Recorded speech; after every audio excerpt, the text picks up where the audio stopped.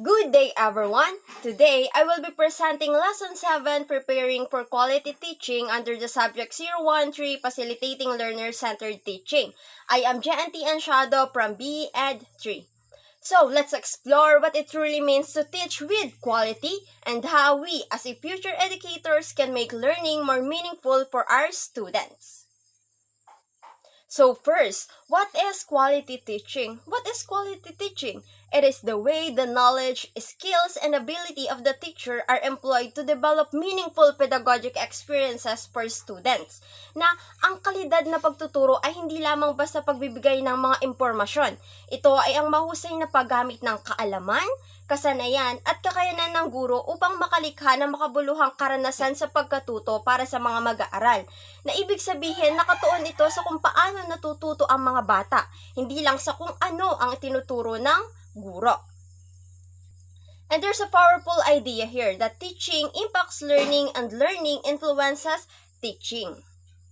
That this reminds us that teaching and learning are dynamic. They affect each other constantly. Na ang paraan sa pagtuturo ay may direktang epekto na kung paano natututo ang mga estudyante at ang karanasan nila sa pagkatuto ay nakakaapekto rin sa estilo ng guro sa pagtuturo na ito ay isang palitan. Kapag natututo ang mga estudyante, natututo rin ang guro kung paano sila mas matutulungan. And last, according to Harvey and Green, 1993, quality teaching is teaching that transforms students' perceptions and the way they go about applying their knowledge to real-world problems. That this means that quality teaching does not only deliver content, it changes the way students think and act, especially when solving real-world challenges. Na ayon kina Harvey at Green, ang kalidad ng pagtuturo ay nasusukat kapag nagbabago ang pananaw ng mag-aaral at natututo silang gamitin ang kanilang natutunan sa totoong buhay. Na hindi lang basta alam, kundi na isa sa buhay at naiaangkop sa mga totoong problema ng mundo. So, for the next one is the quality in teaching and learning requires an ability to first, create a need to know in students so they genuinely engage in learning. Kailangan mapukaw ng guro ang kuryosidad ng mga mag-aaral o ang interes ng mga mag-aaral upang sila ay mas magnanais na matuto. Na sa pamamagitan ito ng mga pag-uugnay ng mga leksyon sa tunay na buhay, na mas nagiging makabuluhan ito sa kanila. Na kapag nakikita nilang mahalaga ang isang aralin, mas nagiging aktibo sila sa talakayan o sa mga gawain. At ang pangalawa naman ay ang build trusting environments and safe learning relationships. Yan.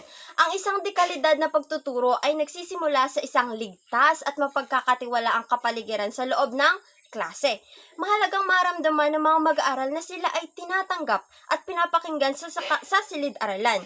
Na kung may tiwala sa guro at sa kapwa ang mga mag-aaral, mas nagiging bukas sila sa pagkatuto at pakikilahok.